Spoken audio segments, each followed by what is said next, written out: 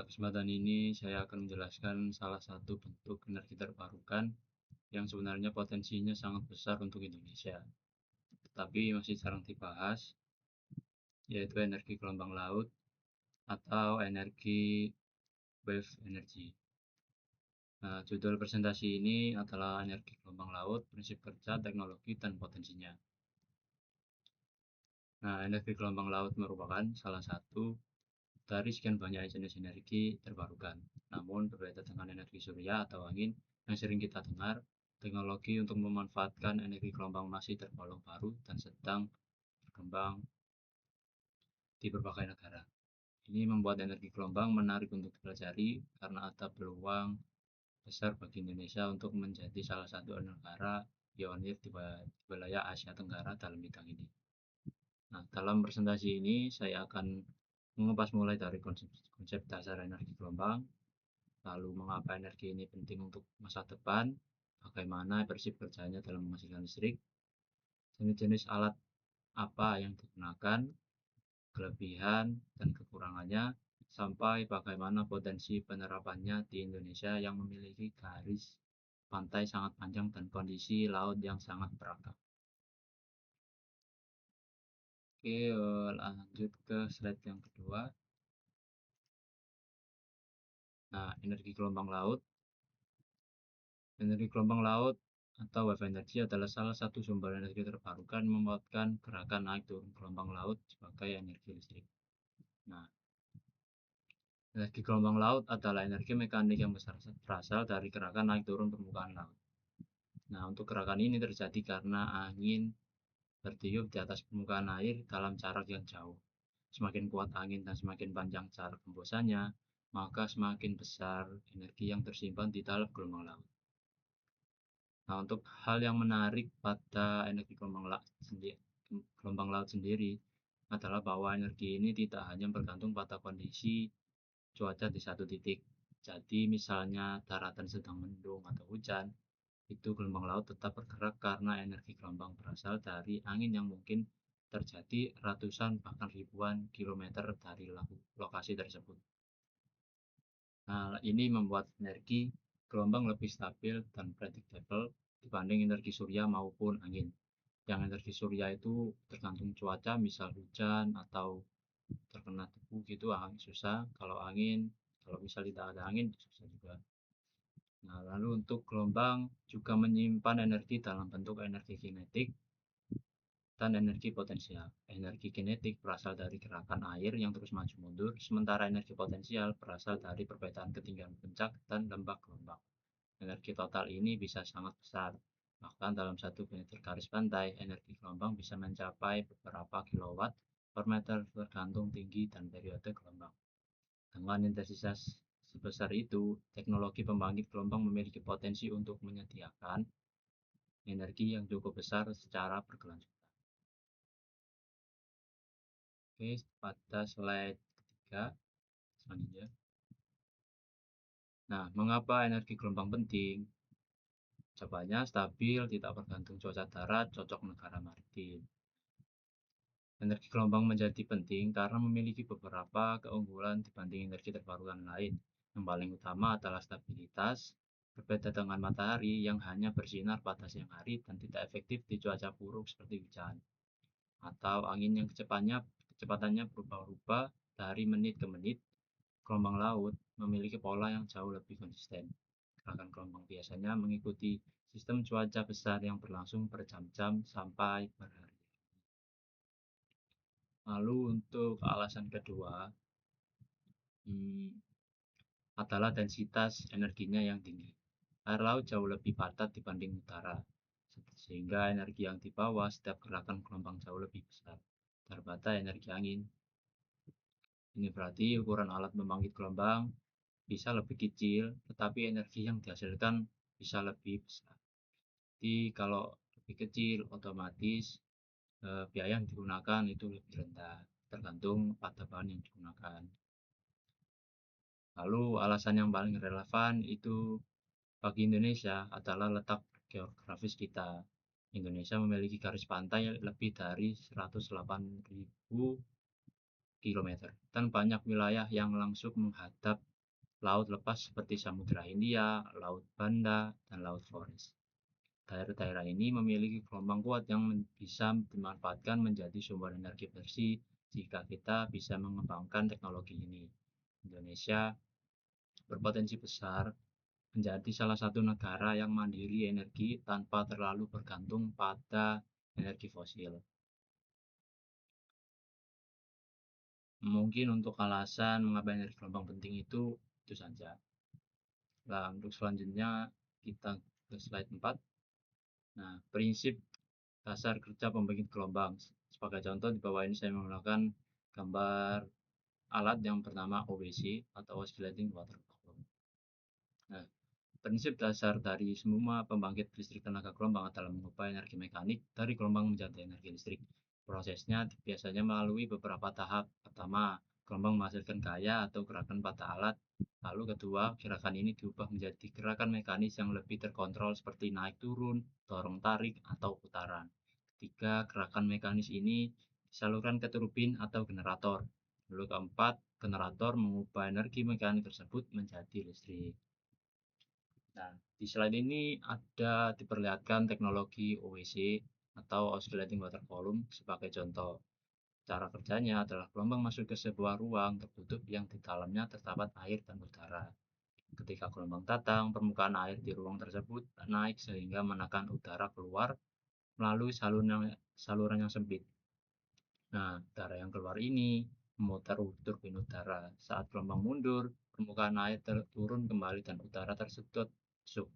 Lalu kembali memutar turbin di arah yang sama. Turbin khusus yang digunakan umumnya adalah Wells turbin, yaitu turbin yang dirancang supaya tetap berputar ke satu arah meskipun aliran udaranya bolak-balik. Nah, dari sini generator menghasilkan listrik.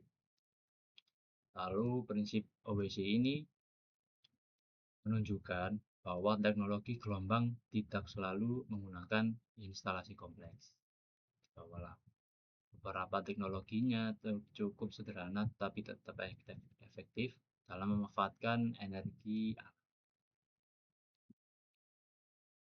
Mungkin untuk penjelasan peristiwa kerja cukup itu saja. Kita lanjut ke slide yang kelima. Nah, di bagian ini ada jenis-jenis alat. Pada bagian ini juga saya akan menjelaskan berbagai jenis alat pembangkit listrik tenaga gelombang laut. Setiap alat memiliki cara kerja yang unik menyesuaikan karakteristik gelombang, kedalaman, dan pola arus. Nah, yang pertama ada Oscillating Water Column atau OWC. Nah, ini adalah teknologi yang banyak dikembangkan karena desainnya sederhana dan kokoh. OWC memanfaatkan ruang berisi udara dan gelombang untuk menggerakkan turbin udara. Kelebihan dari OWC adalah minimnya bagian yang terendam langsung di laut, sehingga resiko korosi lebih rendah dan perawatan lebih mudah dilakukan. OWC juga cocok dipasang di area dekat pantai, misalnya pada struktur pemecah ombak atau dermaga di pinggir-pinggir pantai. Lalu ada jenis kedua yaitu point absorber yang bentuknya seperti pelampung tunggal yang bergerak naik turun mengikuti gelombang. Nah, gerakan ini itu naik turun, ini kemudian diteruskan ke sistem hidrolik atau mekanik di dalam pelampung. Dan gerakan tersebut dipakai untuk memutar generator. Nah, di sana ada gambarnya. Point absorber ini menarik ya, karena bisa dipasang dalam jumlah banyak, membentuk suatu wave farm yang menghasilkan energi besar, jadi ada banyak di setiap titik itu. Alat ini sangat fleksibel dan bisa bekerja baik di berbagai kondisi laut. Lalu ada jenis ketiga, namanya attenuator. Contohnya alat bernama Pelamis yang pernah beroperasi di Portugal. Bentuknya panjang seperti ular laut dan tersegmentasi ketika gelombang datang.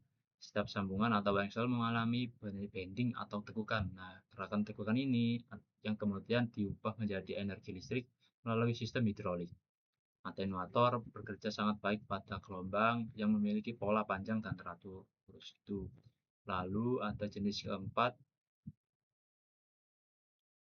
Jenis keempat, overtapping device di bawah itu, yang di bawah saya salah mengurutkan, seperti Wave Dragon. Cara kerjanya mirip dengan PLTA, gelombang diarahkan masuk ke kolam penampung yang posisinya lebih tinggi dari permukaan laut. Air yang terkumpul kemudian jatuh kembali ke laut melalui turbin sehingga menghasilkan listrik. Alat ini cocok di daerah dengan gelombang besar dan stabil. Lalu ada jenis kelima, yaitu Oscillating Wave Surge Converter. Di bawah itu yang nomor 5. Contohnya seperti oyster. Alat ini terdiri dari panel besar yang dipasang di dasar laut dangkal. Ketika gelombang mendorong panel tersebut, panel bergerak seperti pintu yang berayun, kiri kanan mungkin gitu. Gerakan ini memompa fluida ke turbin di darat. Keunggulan alat ini adalah generatornya berada di darat sehingga mudah dirawat. Jadi nggak perlu masuk ke dalam air dulu. Lalu ada jenis keenam, bernama Submerged Pressure Differential dengan teknologi pertama C2. Ini adalah alat yang letaknya berada di bawah permukaan laut. Ketika gelombang lewat di atasnya, tekanan air berubah dan alat bergerak naik turun. Gerakan ini memompa air bertekanan tinggi menuju turbin. Keunggulan alat ini adalah tidak terlihat dari permukaan dan aman dari badai. Nah, lalu ada yang terakhir yang letaknya di atas nomor 4, yaitu hinge flap device. Seperti wave roller, alat ini berfungsi seperti pintu besar di dasar laut yang bergerak karena dorongan gelombang dasar. Gerakannya memompa hidrolik dan mengubahnya menjadi tenaga listrik. Nah, dari berbagai variasi jenis-jenis alat ini, kita bisa lihat bahwa teknologi energi gelombang sebenarnya sangat kaya dan bisa disesuaikan dengan geografis di Indonesia. Lalu di slide selanjutnya atau halaman selanjutnya ada, nah ini ada kelebihan energi gelombang. Kelebihan energi gelombang sangat banyak ya. Yang paling utama adalah energinya stabil dan dapat diprediksi. Jika kita melihat tata gelombang laut, pola gelombang biasanya berubah secara bertahap, bukan tiba-tiba seperti angin. Gelombang juga tidak hilang pada malam hari, sehingga pembangkit bisa bekerja terus-menerus. Nah, lalu selain itu, densitas energi gelombang jauh lebih besar daripada angin, sehingga alat berukuran kecil sudah bisa menghasilkan listrik yang cukup signifikan. Nah, teknologi gelombang juga sangat ramah lingkungan, tidak menghasilkan emisi, tidak menghasilkan kebisingan, dan tidak membutuhkan lahan daratan yang luas karena alat dipasang laut. Yang notabene laut ini sangat besar dibandingkan darat. Nah, sampai saat ini saja laut masih dieksplor sekitar 20%. Bisa terbayang jika sebagaimana luas laut yang ada di bumi ini. Lalu ada selanjutnya ada kekurangan energi gelombang. Nah, selain ada kelebihan, ada juga kekurangannya. Nah, itu teknologi ini juga memiliki kekurangan, biaya instalasi dan pemeliharaannya masih relatif tinggi karena bekerja di bawah laut. Nah, struktur harus tahan korosi, tekanan air, dan kondisi ekstrim seperti badai. Selain itu, tidak semua wilayah memiliki gelombang yang cukup kuat untuk menghasilkan listrik secara optimal. Nah, karena air laut itu asin, nah kita butuh peralatan yang cukup tahan korosi dari bahan-bahannya. Nah, lalu kabel bawah laut dan infrastruktur pendukung juga memerlukan investasi besar. Tetapi jika teknologi ini terus berkembang, banyak negara percaya bahwa biaya wave energi akan turun seperti halnya energi surya yang dulu juga mahal. Energi surya juga mahal dulu itu, mungkin di gelombang laut ini kita akan bisa menurunkan biayanya. Kita akan tetap melanjutkan investasi baru kita. Oke, lanjut. Oke, PPT-nya sudah selesai. Thank you.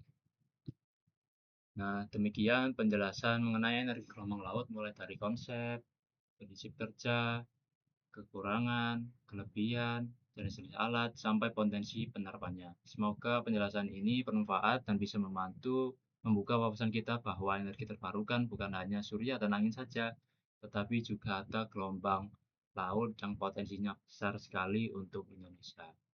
Nah, terima kasih sudah meluangkan waktu untuk mendengarkan penjelasan materi yang saya lakukan pada video kali ini. Nah, wassalamualaikum warahmatullahi wabarakatuh. Maaf bila ada salah kata. Terima kasih.